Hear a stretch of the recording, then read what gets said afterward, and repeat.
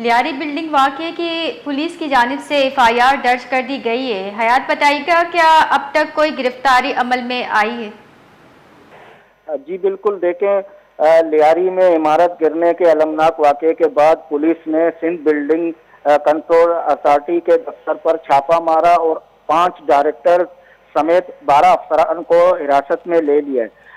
یہ تمام افسران لیاری اور ساؤتھ زون میں غیر قانونی تعمیرات میں مبینہ طور پر ملوث تھے۔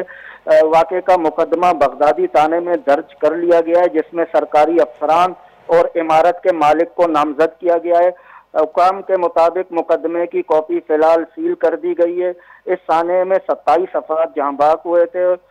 وزیر بلدیات، وزیر داخلہ اور شرجیل میمن نے سخت کارروائی کا اعلان کیا ہے، جبکہ سابق DG اسحاق کوڑو کے خلاف بھی تحقیقات کا آغاز کر دیا گیا ہے۔ جی بہت بہت شکریہ۔